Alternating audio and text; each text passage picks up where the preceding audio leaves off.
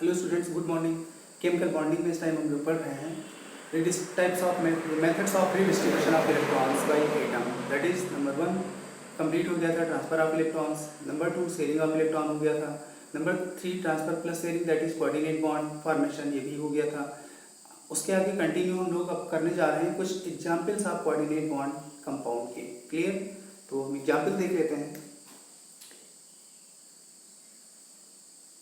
Examples of coordinate bond or valency. Examples of coordinate bond or valency, coordinate valency। ठीक है, सबसे पहले number 1 H2SO4। H2SO4 का structure अगर हमें ड्रॉ करना है तो पहले हमें ये पता होना चाहिए कि कौन सा इसमें सेंट्रल एटम होगा। तो जनरली होता क्या है स्टूडेंट्स, जनरली जो सेंट्रल एटम होता है किसी भी मॉलिक्यूल में वो लेस इलेक्ट्रोनेगेटिव एटम जो होता है वो क्या होता है, सेंट्रल एटम होता है। ठीक है, तो generally less electronegative atom is central atom except hydrogen. Except hydrogen, क्योंकि हाइड्रोजन हमारा जो है वो सेंट्रल एटम नहीं हो सकता। हाइड्रोजन एटम क्या है, सिंगल वैलेंसी का एटम है, तो वो किसी भी एटम के एंड पे हो आएगा, जब भी आएगा किसी भी एटम के एंड पे आ जाएगा। नेक्स्ट पॉइंट जो है बच्चों, मान लो हाइड्रोजन जो होता है वो हाइड्रोजन कहाँ पे लगता है, hydrogen generally more electronegative atom के साथ ऐड होता है। Hydrogen generally attached with more electronegative atom, more electronegative atom। Hydrogen more electronegative atom के साथ क्या होता है, जुड़ता है, ऐड होता है। इसका स्ट्रक्चर देखो, H2SO4 का कैसे फॉर्म होगा। S के आउटर मोस्ट में 6 इलेक्ट्रॉन है, हमने मेंशन कर दिया। ऑक्सीजन की आउटर मोस्ट में कितने इलेक्ट्रॉन्स हैं, 6 हैं। हाइड्रोजन के आउटर मोस्ट में 1 है। ऑक्सीजन के आउटर मोस्ट में 6 हैं और हाइड्रोजन के आउटर मोस्ट में 1 है। ठीक है, ये शेयरिंग हो गई। इधर ये भी क्या हो गई, शेयरिंग हो गई। यहाँ पे 1 इलेक्ट्रॉनों की शेयरिंग हो गई, यहाँ पे 1 इलेक्ट्रॉन की शेयरिंग हो गई। तो सल्फर के तो 6 थे, 2 और आ गए, 8 हो गए। ऑक्सीजन के भी 8 हो गए, इधर ऑक्सीजन के भी 8 हो गए। हाइड्रोजन के 2 हो गए, इधर हाइड्रोजन के भी क्या हो गए, 2 हो गए। अब हमारे पास क्या क्या बचा हुआ है, 2 ऑक्सीजन और बचे हुए हैं। तो एक ऑक्सीजन ये है, इसके 1 2 3 4 5 6, 1 2 3 4 5 6, ये जो इधर कोऑर्डिनेट हो जाएगा और ये इधर कोऑर्डिनेट हो जाएगा। कल मैंने आपको बताया था कोऑर्डिनेट बॉन्ड के लिए 2 इलेक्ट्रॉनों की रिक्वायरमेंट होती है और वो दोनों इलेक्ट्रॉन किसी पर्टिकुलर एटम के होते हैं, बट 2 एटम के बीच में होते हैं। तो ये दोनों इलेक्ट्रॉन सल्फर ऑक्सीजन में शेयर्ड है, ये दोनों इलेक्ट्रॉन सल्फर ऑक्सीजन में शेयर्ड है, लेकिन ये दोनों हैं सल्फर के। ठीक, इसका स्ट्रक्चर आप ड्रॉ कर सकते हो, HOSOH, ऐसे इसको बच्चों हम ड्रॉ कर सकते हैं। ठीक है, example number 2 nitric acid, that is HNO3।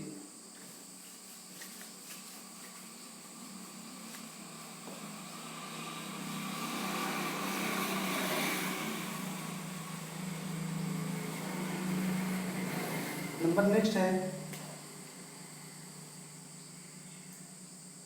Nitric acid HNO3। ठीक है, HONO,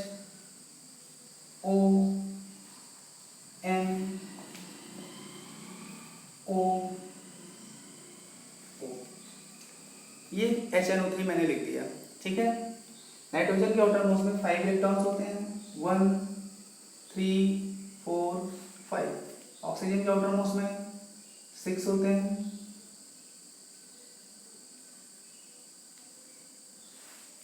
इधर भी ऑक्सीजन के आउटरमोस्ट में 1 2 3 4 5 6 होते हैं, हाइड्रोजन में 1 होते हैं, शेयरिंग हो गई, ये भी शेयरिंग हो गई, ये 2 इलेक्ट्रॉन में भी शेयरिंग हो गई, और ये जो 2 इलेक्ट्रॉन है क्या हो गए, कोऑर्डिनेट हो गए।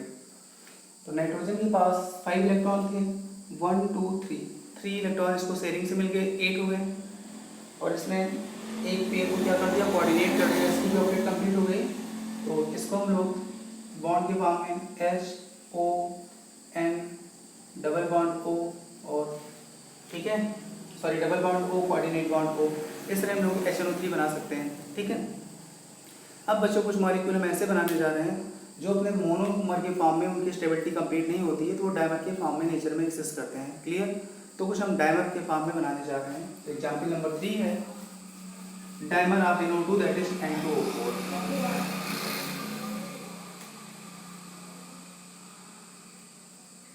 डायमर ऑफ NO2, तो NO2 का डायमर क्या होगा, N2O4 होगा, NO O और O। नाइट्रोजन आपस में शेयरिंग कर लेगा, इधर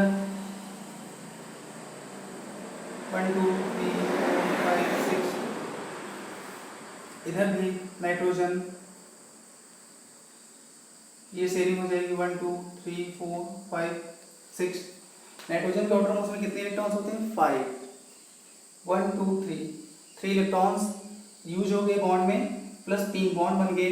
ठीक है, एक पेयर अभी इसके पास है और इधर भी एक पेयर इसके पास है, ये इधर कोऑर्डिनेट कर देगा, इधर भी कोऑर्डिनेट कर देगा, तो इनकी भी ऑक्टेट कंप्लीट हो जाएगी, इसकी भी कंप्लीट हो जाएगी और सबकी क्या हो जाएगी, कंप्लीट हो जाएगी। तो ये है dimer of NO2 that is N2O4। Next है डायमर ऑफ P2O5 और P4O10।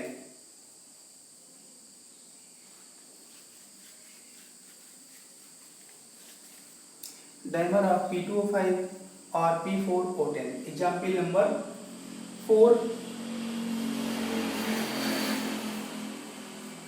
डायमर ऑफ P2O5 और P4O10। तो P4O10 का स्ट्रक्चर कैसे फॉर्म होगा, P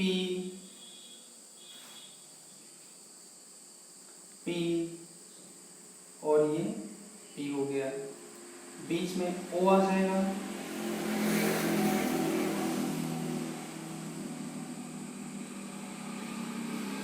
ये बच्चों P4 हो गए। O कितने लाने, 10 लाने हैं। ठीक है, एक आप कोऑर्डिनेट बॉन्ड यहां बना दो, एक यहां बना दो, एक यहां बना दो, एक यहां बना दिया। फास्फोरस के आउटरमोस्ट में कितने इलेक्ट्रॉन्स होते हैं, 5। ये भी 3 कोऑर्डिनेट 3 सिंगल बॉन्ड बना सकता है, 3 मतलब कोवेलेंट बॉन्ड फॉर्म कर सकता है। तो एक और एक, दो तो इसने भी बना लिया, इसने भी बना लिया, इसने भी, सबने बना लिया। अभी एक की रिक्वायरमेंट है, तो ऐसे बॉन्ड फॉर्म हो गया। ठीक है, तो इस तरह देखो फास्फोरस के अपने 3 बॉन्ड भी फॉर्म हो गए, टोटल 5 इलेक्ट्रॉन होते हैं, 5 में से 3 इलेक्ट्रॉन 3 कोवेलेंट बॉन्ड में फॉर्म यूज हो गए, और एक पे क्या कर दिया इसने, ऑक्सीजन को कोऑर्डिनेट कर दिया। तो जो सिचुएशन इस फास्फोरस की वही सबकी है। ये हमारा P4O10 एक एक्सेप्टेड स्ट्रक्चर हो गया। ठीक, अब इसमें आपसे पूछा जाता है नंबर ऑफ PP बॉन्ड्स, ये नंबर ऑफ POP बॉन्ड्स, तो आप इसमें देखो, चेक कर लो, काउंट कर लो। नंबर ऑफ PP बॉन्ड्स तो यहाँ पे 0 है। Number of phosphorus bonds in P4O10 0, P4O10 0। ठीक, number of POP bonds in P4O10 is equal to number of POP bonds 1 2 3 4 5 और 6। कितने आ गए, 6 आ गए। ये क्वेश्चन भी कई बार पूछा गया है। ठीक है, अगला एग्जाम्पल है dimer of AlCl3 aluminium chloride, जो कि होता है Al2Cl6।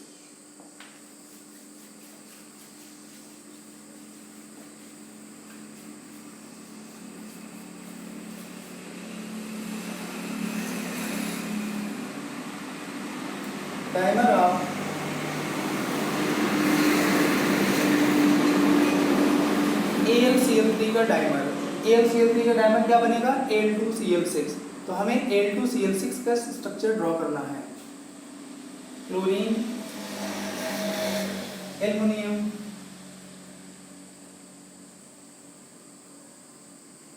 ये Al2 आपके सामने लिख दिया और Cl6 हो गया, ठीक।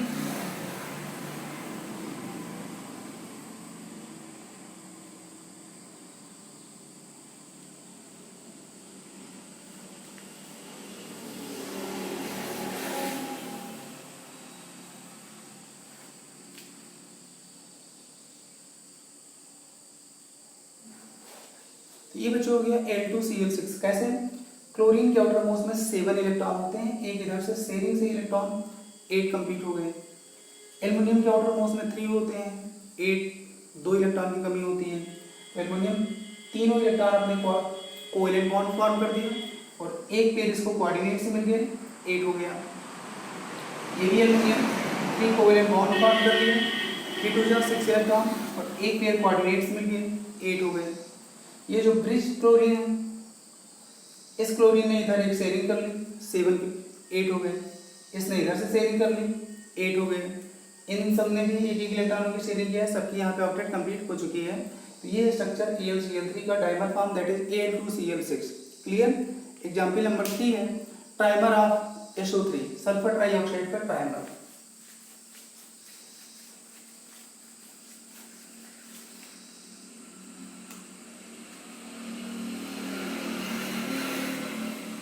Trimer of SO3, that is S3O9। S3O9 का स्ट्रक्चर कैसे फॉर्म होगा, SOS और O। S तो 3 हो गए, O हमें कहाँ क्या लाना है, 9 लाना है, ठीक है।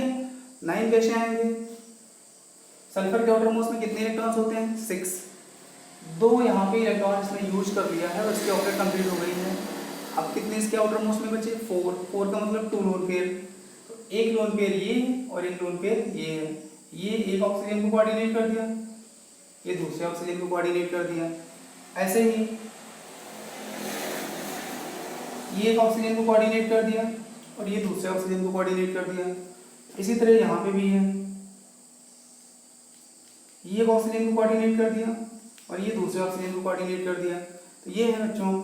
अब इसको हम इलेक्ट्रॉन ना शो करें तो भी कोई दिक्कत नहीं है, SO और ऐसे हम लोग ड्रॉ कर देंगे और स्ट्रक्चर हो जाएगा S3O9 का। अब इसमें ध्यान से देखो तो नंबर ऑफ यहाँ पे सल्फर सल्फर बॉन्ड्स एक भी नहीं है। जब सल्फर सल्फर बॉन्ड्स एक भी नहीं है तो वो तो 0 हो गया। नंबर ऑफ SOS बॉन्ड्स कितने हैं, 1 2 और 3। SOS बॉन्ड्स कितने हैं, 3 हैं। इसको हम नोट कर लेते हैं। Number of SS bonds, SS bonds 0। Number of SOS bonds 3 हो गया, ठीक है। अब बच्चों जैसा कि कल मैंने आपको कुछ बॉन्ड के टाइप बताए थे, जैसे कोवेलेंट, इलेक्ट्रोवेलेंट। तो उसमें जो इलेक्ट्रोवेलेंट है, इलेक्ट्रोवेलेंट बॉन्ड जो फॉर्म होता है उसमें कुछ डिफरेंट टाइप्स की एनर्जीज इन्वॉल्व होती हैं, ठीक है। और वो एक साइकिल के फॉर्म में प्रोसेस होती है, that is known as Born Haber cycle. अब हम आपको बताने जा रहे हैं ionic bonding and the energies involve during the formation of ionic bond. Clear.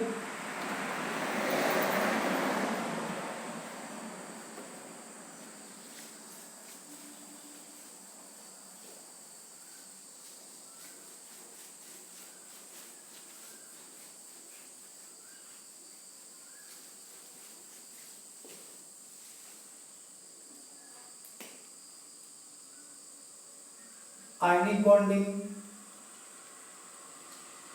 that is energetics। हमें इसमें क्या डिफरेंट टाइप की एनर्जी जो इन्वॉल्व होती है उनकी स्टडी करना है। जैसे मान लो एग्जाम्पल हमारे पास सोडियम है प्लस क्लोरीन, ये एक इलेक्ट्रॉन इधर ट्रांसफर कर देता है ये कन्वर्ट हो जाता है NaCl सॉलिड में। ठीक है, अब जो NaCl बनता है वो एक साइकिल के फॉर्म में, इसको हम लोग बोलते हैं बॉर्न-हैगर साइकिल। तो हम लोग NaCl का ही एग्जाम्पल लेके इसी को हम एक्सप्लेन कर देते हैं, और यही प्रोसेस या यही एनर्जी जो होती है किसी भी आयनिक कंपाउंड का जो फॉर्मेशन होता है तो सेम एनर्जीज वहाँ पे इन्वॉल्व होती हैं। Formation of NaCl through born-hugger cycle. ठीक है, इसमें भी सबसे पहले जो Na सॉलिड है ये कन्वर्ट होता है Na गैसियस में, और जो भी एनर्जी देते हैं उसको बोलते हैं एनर्जी ऑफ सब्लिमेशन। फिर इसका इलेक्ट्रॉन रिमूव करते हैं, इलेक्ट्रॉन रिमूव करने में जो एनर्जी देनी पड़ती है उसको आयोनाइजेशन पोटेंशियल बोलते हैं। तो ये सोडियम गैसियस आयन में कन्वर्ट होगा। ऐसे ही हाफ क्लोरीन गैस, इसको क्लोरीन मॉलिक्यूल को एटम में तोड़ते हैं तो जो एनर्जी देते हैं उसको हम लोग बोलते हैं डिसोसिएशन एनर्जी। लेकिन यहाँ पे एक मॉलिक्यूल में 2 क्लोरीन मिलते हैं, हमें एक ही क्लोरीन की रिक्वायरमेंट है। 2 क्लोरीन ऑब्टेन होने के लिए डिसोसिएशन एनर्जी, तो 1 क्लोरीन के लिए डिसोसिएशन एनर्जी बाई 2। तो यहाँ पे मिलेगा हमें क्लोरीन गैसियस एटम। इसके बाद बच्चों इसमें जब हम एक इलेक्ट्रॉन ऐड करेंगे तो इलेक्ट्रॉन एफिनिटी कहलाएगी और एनर्जी रिलीज होती है, इसलिए यहाँ पे लिखेंगे -E। ये कन्वर्ट हो जाएगा क्लोरीन एनायन गैसियस में। ठीक है, और उसके बाद बच्चों ये जब कंबाइन होंगे तो कंबाइन होने के बाद लैटिस एनर्जी रिलीज होगी, NaCl सॉलिड के फॉर्म में बनेगा। यहाँ पे एनर्जी रिलीज होगी, that energy is known as lattice energy. Lattice energy release होती है, इसलिए प्रोसेस एक्सोथर्मिक होती है, इसलिए साइन क्या होगा यहाँ पे माइनस का होगा। तो यहाँ पे जो NaCl फॉर्म होता है तो यहाँ पे जिसके लिए जो डेल्टा HR है वो क्या होता है, निगेटिव होता है, हमें पता होना चाहिए। ठीक है, अब सबसे पहली बात तो यहाँ पे जो जितनी भी एनर्जीज यहाँ पे यूज हुई हैं उनके बारे में हम आपको बता दें। +S energy of sublimation, +IP ionization potential,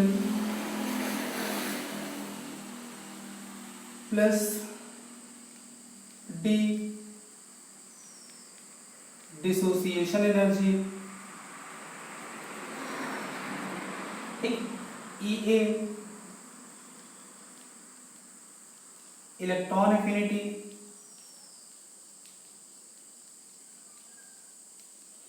U lattice energy,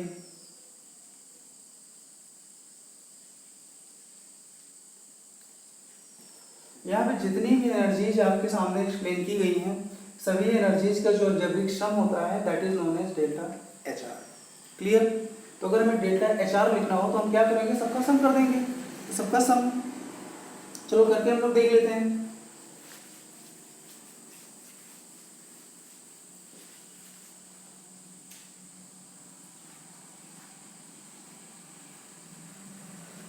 सबका सम जो होगा delta HR equals to +S +IP +D/2 -EA -U। ये निगेटिव है। ठीक है, अब बच्चों यहाँ पे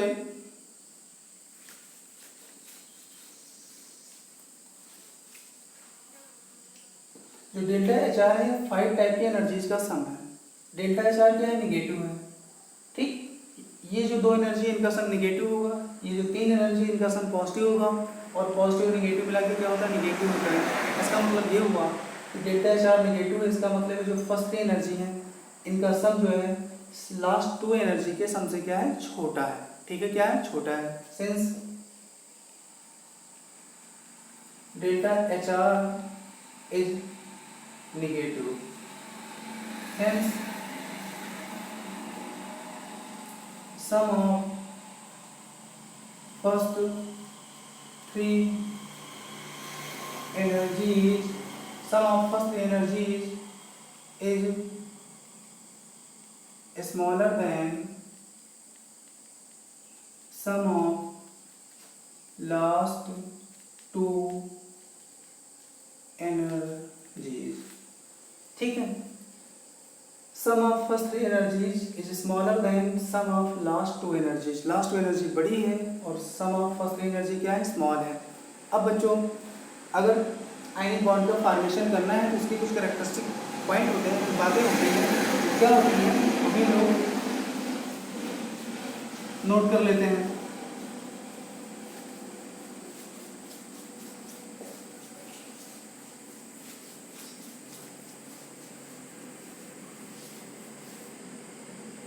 For the formation of the strongest electrovalent bond, for the formation of strongest electrovalent bond, for the formation of strongest electrovalent bond, number first, जो atom electron release कर रहा है उसका आयोनाइजेशन पोटेंशियल बहुत कम होना चाहिए, ठीक है। दूसरा, जो एटम इलेक्ट्रॉन एक्सेप्ट कर रहा है दैट इज इलेक्ट्रॉन एफिनिटी उसकी बहुत हाई होनी चाहिए, और डेल्टा एच आर जो है उसकी जो वैल्यू है, मैग्नीट्यूड है, वो हाई होना चाहिए। निगेटिव में मैग्नीट्यूड होना चाहिए, हाई होना चाहिए। तो सबसे पहले delta H are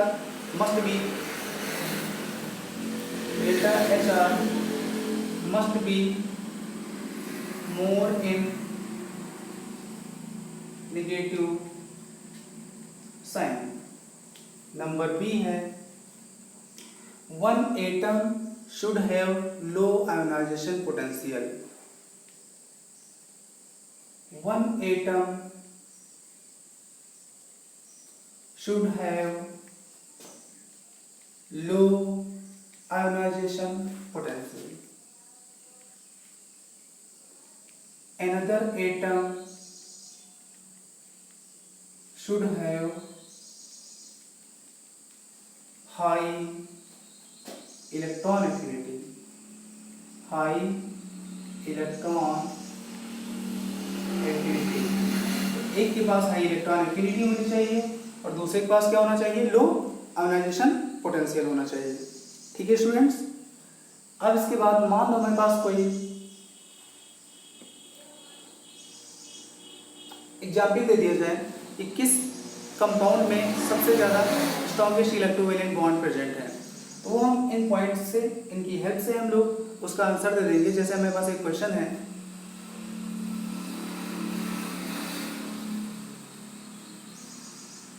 which of the following has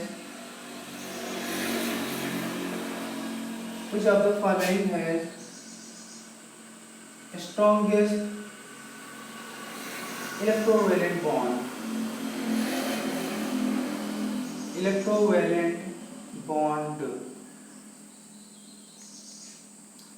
NaCl, NaBr, NaI. Which of the following has the strongest electrovalent bond?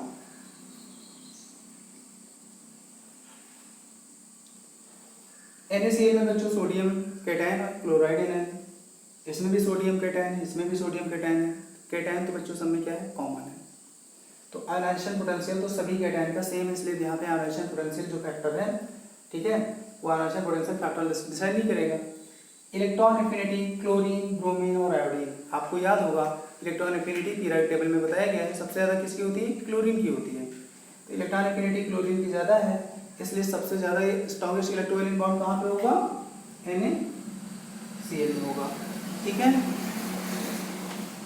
इसके बाद बच्चों कुछ हम लोग पढ़ लेते हैं जो हमारे इलेक्ट्रोवेलेंट कंपाउंड है, इनकी प्रॉपर्टीज क्या क्या, इनकी फिजिकल प्रॉपर्टीज होती हैं, ठीक है। तो फिजिकल प्रॉपर्टीज देखते हैं।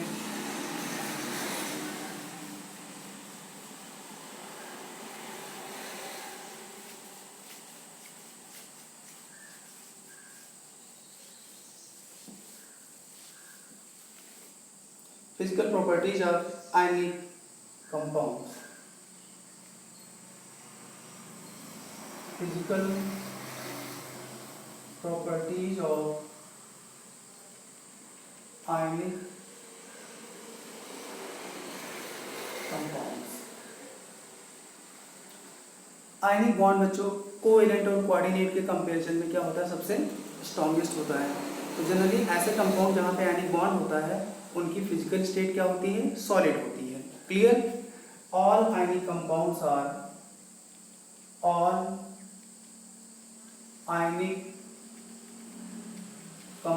Are solid at room temperature. Room temperature पे क्या है, सॉलिड्स। सेकेंड, इनके मेल्टिंग पॉइंट बॉइलिंग पॉइंट भी क्या होते हैं, बहुत हाई होते हैं। They have high melting points and boiling points. Electron बच्चों जब ट्रांसफर हो जाता है वो जिसके पास चला जाता है उसके पास रहता है, जो रिलीज कर देता है वो रिलीज कर देता है, उस पर किसी तरह की कोई डायरेक्शन नहीं होती है, तो इसको हम लोग बोलते हैं ionic bond is non directional in nature. Ionic bond is non directional in nature. Nature में क्या है, नॉन डायरेक्शनल है। ठीक है, जो बच्चों हमारे आयनिक कंपाउंड्स है वो सॉलिड स्टेट में क्या होते हैं, इलेक्ट्रिसिटी के गुड कंडक्टर नहीं होते हैं, बैड कंडक्टर होते हैं। ठीक है, और generally ionic solids are more soluble in polar solvent like water. Ionic solids are more soluble in polar solvent like water. Ionic compound जो होते हैं वो जनरली पोलर सॉल्वेंट में हाईली सॉल्युबल होते हैं, बट